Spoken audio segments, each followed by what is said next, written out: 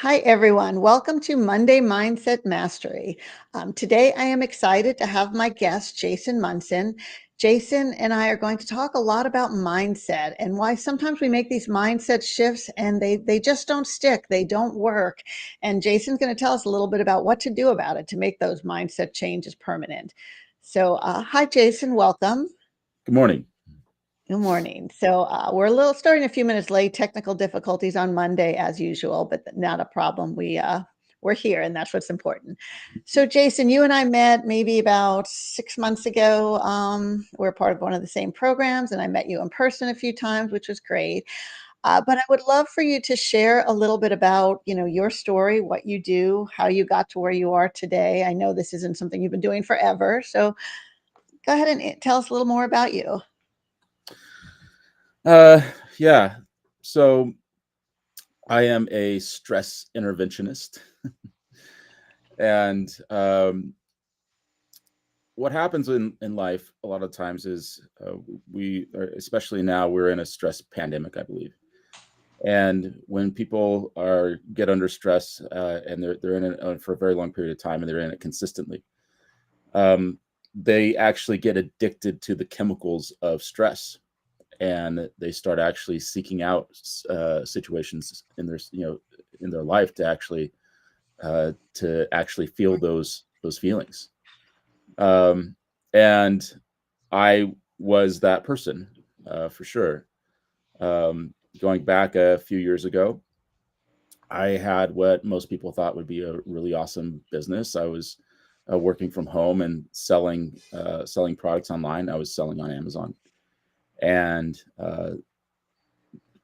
most people think that have that as a goal or as a dream job. And for me, um, I had been doing it for a very long time, and I just hit that burnout moment with it, where it's like it doesn't matter how great the job is if you're constantly under stress and pressure with something. Eventually you'll crack. And so the result of that for me was falling into a really bad depression that I couldn't get out of. And maybe some of your listeners have been there, just or maybe you've been there too. It's just like you've been doing something for so long and it's just no longer working anymore, and you can't keep on doing it the same way that you've been doing it. And so for me, the tools that I had were just no longer working, so I needed new tools. And I think that's one thing that's important for people to realize, that in the world that we live in, the society that we live in, um, where we're so plugged in, um, and we're having that constant stimulation and the constant pressure and so many sources of stress. We need better tools to be able to handle that. So I ended up finding some tools that worked for me. Um, when I learned and put the tools to work to shift my mindset, um, it was pretty fantastic. The depression that I was in left that day. Like by the Wow. end of the day, depression gone, and I never came back. And so everything of my outer environment was the same. All the pressures were still there. All the problems were still there. All the things were still the same. Just that when I started showing up differently, when I started having a different approach and using different tools and techniques for the challenges, then things started changing for me, and I became a happier person. That's great. Yeah, you mentioned two things I do want to touch on a little bit, related, but how you had, what people would see as the ideal job, and from the outside, it looked like your life would be amazing, and yet inside it's not. And I think I've felt that way. People ask me, how could you leave a really good engineering job that was amazing? It's like, well, it looked amazing, but inside I was dying. And I know people feel like, okay, there's something wrong with when that happens, that there's something wrong with me. Because, how could I be doing something and I'm happy and I'm fine, and then suddenly I'm not? And you brought up the other idea that the tools don't work, because I know I have clients who say, well, this happened to me years ago and I did this and it went away and this time it's not working. Or, I've always done this and it's always worked, and suddenly it's not. And you know, I love that idea that you need new tools because things just change. But so often people feel like it's the problem is them, and and that makes the depression and the stress even worse when suddenly you're feeling like, okay, everybody else is fine and it's me. I should be happy and I'm not. So talk a little bit about these changing tools, and why, maybe if you know why we would have to use some new tools, or why what used to work didn't work when nothing outside has changed. Um, well, I think it's on a couple levels. I think as as we mature and as we get older, um, there's we we are conditioned to act a certain way, and we develop habits, and over time, these become an automatic set of programs inside of our brain. So we're doing the same things that we did yesterday, as we did the day before, as we did the day before, as we did. We become locked into this person, um, and we lose the ability over time to adapt and to change, to be Mhm. creative and to create new things. Um, and it kind of we see it kind of happen with people as they get into their 30s and definitely into their 40s. We get into this area where we get kind of locked in, um, and the thing is, the world around us is changing, and it has changed very much. The stressors that are in place are higher than they were before. The stakes seem to be higher. um, like I know this for myself and for some people that I've been talking to lately, of like how many people from the outside look like they're doing great, but what's actually going on the inside is actually quite serious. And Mm. I kind of just noticed it more like with some of the people that I would have lunch with every now and again, like other business owners. And it's like, we're not getting together this year like we did last year. And it's like there's like this quickening, where people have more on their plate than they had before for some reason. you know so I think that, Yeah. so there, the environment has changed. And so when you say, okay, so somebody was using a tool, something that was working, that had always been working, then all of a sudden it's not working. It's like, well, okay, maybe because the environment has changed. Maybe you have changed. What pacifies us when we're 12 years old is different than what we need at 22 years old and what we need at 32 years old. There's the brain is working and operating on a different level. um you know and even for myself, I even recognize that with all the training that I have gone through in this work, Mhm. that there are the occasion for the retool, where it's like I need to get more clarity on what my vision is. Maybe the thing that I was going for 6 months ago or a year ago is not the thing that excites me and drives me now. And I need to pick something, something else. I need to pick something new that I'm going for, that's important to me, that's a vision that I can walk into. Um, One of the big problems that I had, that I learned when I went through, my change, is that I wasn't really clear on what my vision was. Didn't really know what I wanted. I knew I just didn't like what I had, didn't like what I was Mhm. doing, but I wasn't really clear on what I wanted. And that was a challenge for me for years, of figuring out, okay, if it's one of these questions, if everything was going perfectly and you had, you finally hit that day of financial freedom, it's like you no longer have to work anymore. Well, then what are you going to do? And I, asked myself that question many times, and I just like, I don't know. I don't know, Mhm. like, how would I spend my day?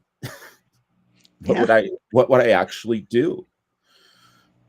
Um, and I do like this this phrase is that, when you love what you do, you never work a day in your life. And I think the big challenge for most people is not knowing what they would really love to do. Mm. Yeah, I love that. Yeah, no, I find, I've asked myself that question, and I knew it wasn't being a chemical engineer. If I didn't have to, I would not have done that. And it's funny because now what I do, the coaching and the speaking and the stuff I do today, I mean, some of it I would pay someone to do if I was, the social media post, the all the background stuff. But the other stuff I would do if I got paid or not, because that's if I didn't need money, I would do it for free because I do love it. So that's something that I feel like, okay, I'm in the right place because I would do it if I didn't need money and didn't have to get paid. So I love the idea that change is kind of constant, and it doesn't mean there's something wrong. It's, one day is never the same as the next. So there is, if something needs to change, you need to change. Now you talked about how you made this shift and it was instant and it hasn't gone back. I think the listeners would love to hear a little more about what you did and how they can kind of do something like that, because I know often we take training classes and we do something and it works for a couple weeks and then suddenly we're back where we started, or it doesn't work, or we're really excited, we implement it, and then we just kind of stop. So tell us a little bit more about this shift that you made and how other people could potentially experience a similar shift. Yeah. So the thing that I learned on that day, um, was, and I don't, for me now, I look back on it and I can just kind of say, duh, but like, it was like so pivotal in the moment. It was like so transformational in that moment. But the thing that I learned was that I couldn't be focusing on my problems and feeling negative emotions while at the same time focusing on a vision for the future and feeling positive emotions. I could be one place or the other, but I couldn't be in both Mm, places at the same time. And so when when we're going through life, or when a person is going through life, and it's like, if you're constantly just thinking about what's wrong, and and feeling negative emotions that are associated with things that have happened in your past, negative things that have happened in the past, or you're having anxiety and worry about the future, your those thoughts are putting your body, your biologically putting your body in the presence of whatever those things are. So if you're thinking about something from your past that happened a year ago, from your childhood, some childhood trauma that you've had, when you think about that, that thought causes your body to produce chemicals, and those chemicals, we experience them as feelings, as emotions. So your body is so objective, it doesn't know the difference between the actual experience that is happening to you or the experience that you're manufacturing by thought alone. Your body thinks that it's there right now. So if you're thinking about, if a person is worrying about their future, which I believe worry is to pray for what you don't want. Uh, mhm. so if a person's worrying about some eventuality that they think that they are fearing in the future, their body is going to start producing the chemicals as if their body thinks it's already there. You know, you're feeling what the feelings of that thing that hasn't even happened yet, and your body is actually living it in the present moment. So the opposite is true as well. If we focus on a great experience that we had in the past, then your body starts producing a different batch of chemicals, and you can start feeling really good about this past memory that you had. And your body's so objective, it doesn't know the difference, it thinks it's there. Where this gets really powerful is when we put it into the future. So when we think about I'll back up. The default, it's really easy to think about how everything's going to go wrong. Our brains are actually built that way because it's a way of survival. It's a way of we'll survive that way, but you won't thrive that way. You'll get through life. if you are Hmm. focusing on all the things that could go wrong, because then your brain's this big prediction machine. It's going to try and steer its way around the dangerous things, that could kill you or hurt you, or cause you to have some loss in some way. Yeah, I love the quote that worrying is worshiping the problem, and that really is what you're doing. You're making it front and center of your life, and praying to that worry. And yeah, your brain's like, oh well, this is really a high priority to them. Let's make it happen. Absolutely. But when you intentionally focus on what is the best possible outcome, and you focus on that, and then you can start to feel the feelings of what a best possible outcome is. Your world could literally be crashing around you, and you could be walking through life with a smile on your face, because you're not focusing on the disaster or all the problems. You're focusing on what you really want to have happen. And people who get really good at this, find that they start looking for the breadcrumbs. They start looking for the synchronicities. They start looking for the world to start showing up in the way that they're envisioning. And the real magic to it, the what really just sets it on fire, is when you fall in love with it. Is like when you actually have this vision of how you see yourself, and you imagine yourself being there, and you feel love, you fall in love with that vision. uh, People who learn how to do that have dramatic changes in their lives. And Mm. that's what happened to me, as I learned to have love for this, and have dramatic traumatic traumatic changes, dramatic changes. Dramatic. and and I think it really, what I'm kind of the next level for me of what I'm really learning is to have faith in the process. Because a lot of times when you have a vision of something that you want to have happen in the future, you can't get there carrying the thing or doing the thing that you're doing, to begin with. Like you have to step out of your old self and into your new self. And you have to step into the unknown. And the unknown is scary, because we don't know. So having the faith of saying, okay, I'm going to say yes and take a step, as Jay says, our Yeah. friend in common, uh, is and saying, okay, I'm going to just say yes and take a step, and I'm just going to go for this, and I don't know how it's going to turn out. I'm just going to look for how it is turning out in the right direction, regardless of how many ways it might not be looking like it's going in the right way. So I have to remind myself of that, that's part of the journey, that's part of the process. Yeah, I do the same because I believe what you're saying, and I know it's hard to trust something. Particularly, I know like I work with people who maybe their business is struggling financially, and it's like, well, you got to stop focusing on that and start focusing on the positive, the results you're getting, the amazing impact you're making, and it's like, well, yeah, they're very skeptical. It's like, okay, that's great, but my mortgage company's not going to focus on that. It's like, no, but you just have to do that. That trust is really hard. That that belief deep down in your soul that I'm doing the right thing, I'm on the right path, it's going to work out. I don't know how, but I know it is. And that's just it. And when you feel that way, it is powerful because the world could be falling around, falling apart around you, and yet you're still happy, you're still content, you're still living that great life, and you just trust it's going to get better and that it's going to work out. And it is hard. So I don't know if you have any great suggestions on how to make it easier. I know you've done a lot of training on how the brain works. Maybe there's some science behind it that you can share or something. um Probably, the first my first exposure to personal development was Jim Rohn. And this is going back, golly, a long time, 25 years ago. Oh my gosh, I'm getting old.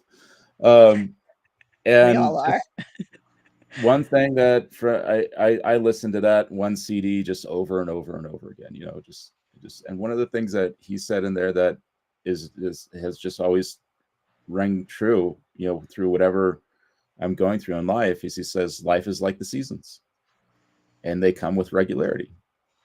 And you have summers and you have winters. Summers are the great times in life, and winters are the hard times in life. And when it's summer, you know, when you have those good seasons in life, then that's a time where you can get wiser, you can get stronger, you can become better, and you can prepare because winter's coming. And when you get to those winters in life, you know, where things are difficult, you get to use some of those things that you built up in the summer. You know, you get to use some of this that tool, some of that tooling, some of that wisdom, you know, to get through it. And the thing to remember is that there's never been a forever winter. When things are bad, when things aren't working out for you, when you're in a season where things are just not well, you just have to remember that it can't stay winter forever. There's never been a double night. You know, Yeah, as you're saying that, I'm getting visions of Game of Thrones, but even there, the winter only lasts like 7 years or so, and it becomes over. So, yeah, eventually and they prepared for it. it has to get better. You know, so sometimes when we're just in that season, you know, and sometimes there's just nothing that we can do other than wait, you know, and focus on how great the summer is. Um, I live in Lake Tahoe, so that's a very it's a very appropriate, you know, thing, you know, because it just, man, the winters are much longer than the summers here, you know, and so it's like, you know, when the summer finally does hit, and that, you know, you get a warm day, you know, after months and months and months of cold, it's, you know, it's almost like you forget that what that's like, you know, and you kind of get you know, you get used to it being cold. And I Yeah. think part of life is that way. Sometimes we get used to it not working out, and so we're almost shocked when something good happens sometimes. Hmm. You know, You because know, it's like, oh, it's been not working for so long. Oh, great. something, yeah, we expect that. We expect the bad often. I love that, it's interesting that you talked about the seasons in the summer, because I know I tell this story in my book, but there was a period when I was in grad school where I lived in Southern California. And in Southern California, the weather was, it was beautiful every day. It was Yeah, sunshiny, it was beautiful. And we went months and months. And then one day, we had this killer rainstorm that rained, and it was funny because we were all out there in the rain, getting wet, dancing in the rain, just having an amazing time. Because, and it's funny, you don't, and then after the rain, the sky was so clear, and it was just such a beautiful day. And you need those changes, you need that, because if it's beautiful every day, you forget what it's like to be beautiful. And even though it's great every day, you kind of, you don't really see how great it is. So that negative, that rainstorm, that thunderstorm every so often, and that winter is required, because if it is summer all the time, and if everything's great all the time, you really don't appreciate it, and nothing is great. It ends up being just a whole lot of blah almost. So I think the ups and downs really are important, because you don't see the great if you don't have the bad, and the bad is required to help you realize how good things could be. yeah. I think there's some truth to that. I live in this just absolutely amazing place, and you know, we've recently talked about, you know, maybe we should move. You know, maybe there's, you know, and so I was at the beach, you know, yesterday, and it was almost like, you know, I was thinking like, well, what if we're gonna move? And I just, all of a sudden, I was like, just more aware of where I was. And I was like, wow, this is just amazing. You know, this is so beautiful. You know, I've lived here for 8 years, so it's easy to get used to, you know, the place that you live at. But I think that there is a real value of appreciating what you have, wherever you have, you know, whatever the beauty is, whatever the good is that is around you. Um, I think that that's an attractor, you know, that when we focus on what's beautiful and what's great and what's right in our life, that we attract more of that, you know. But if we're not, you know, if we're not showing gratitude, if we're not showing that appreciation, then we're not attracting more of what we have. That's good. So I like what, um, well, a couple of people say this, but definitely Dr. Joe Dispenza says this, that gratitude is the ultimate state of receivership. Is that when we're Mm, grateful, then we're in a position to receive.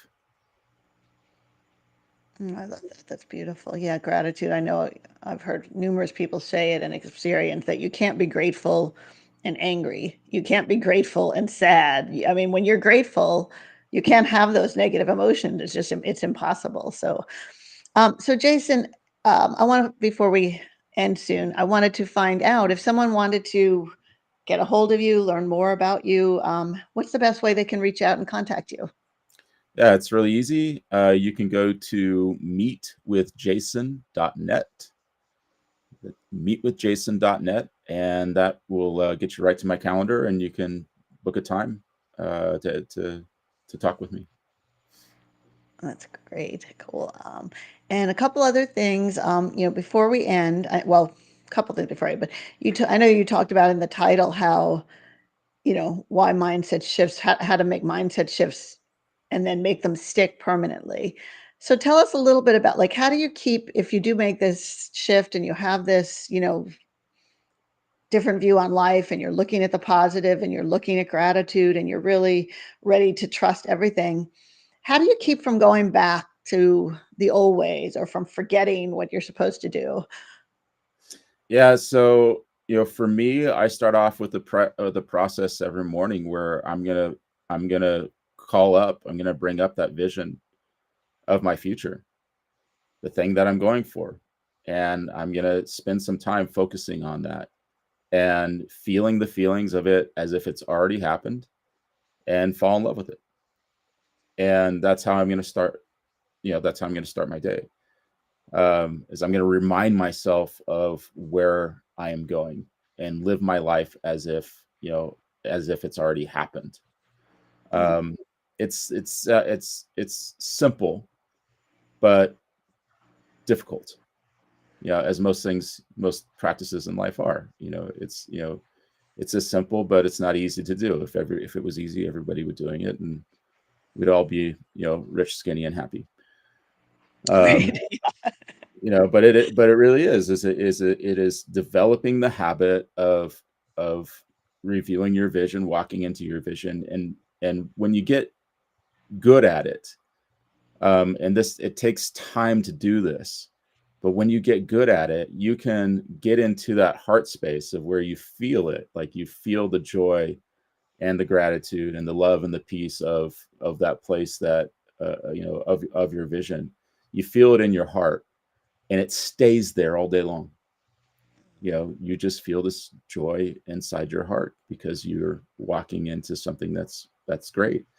And when the stuff comes along, when the negativity, when things don't work out, or whatever happens, that happens, the randomness of life, you can actually still just stay in that heart space of being in love, uh, with yourself and with what you're going for.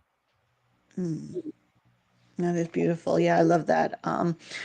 It definitely takes a commitment. So yeah, but it's interesting. You mentioned earlier how we get addicted to things. We get addicted to the stress. We get addicted to this other thing. But it seems like the more you practice this place of focusing on your vision, this place of knowing it's going to happen, of being already there, you can just as easily get addicted to that positivity and that's really when it does become easy because you're feeding the addiction and it's a good addiction. It's an addiction that's going to keep you in the place where you're meant to be and have get you living that impact and living that vision every day. So Yep, absolutely. addictions don't always have to be negative.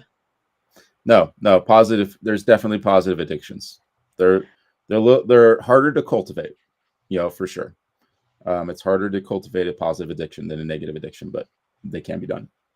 Yeah, I've heard like from a thought. I do the positive intelligence program, and they always say for every negative thought you have, you need three positive thoughts. So for every negative behavior, you need three positive to overcome. So I try to do four.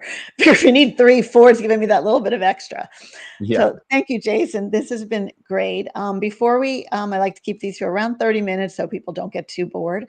Um, Short attention spans, I guess. But before we end, I would like to ask what's the last bit of advice or last thing you'd like to tell our audience?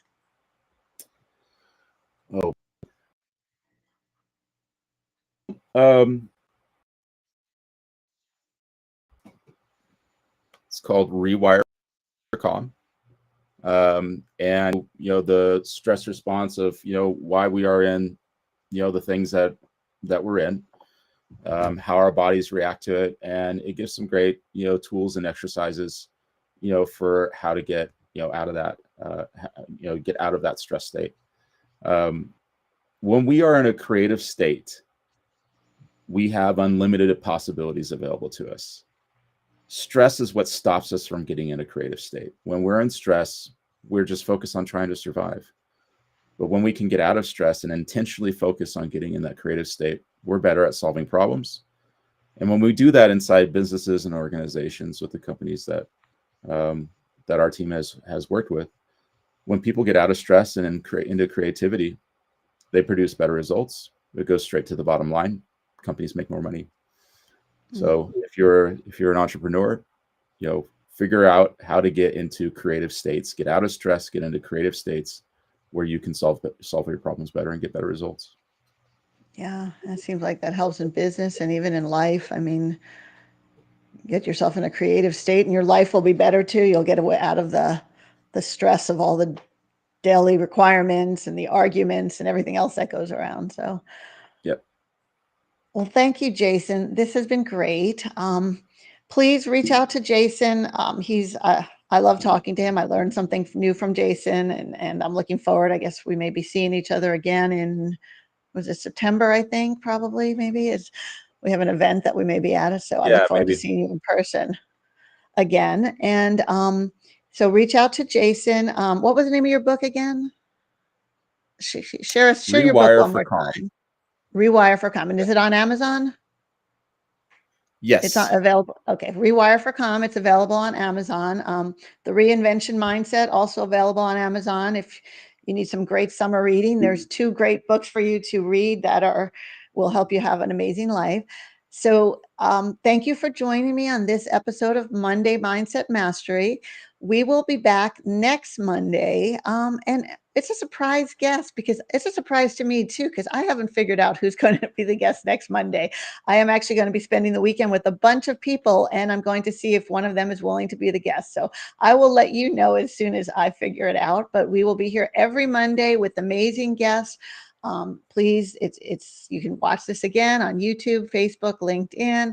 I will post some shorts as well on YouTube. And if you are someone who thinks you'd like to be a guest on Monday Mindset Mastery, please reach out to me. You can find me on LinkedIn, Facebook, YouTube, or booklori.net. You can book a call with me as well. So thank you once again, Jason, and everyone. Have an amazing day, an amazing week.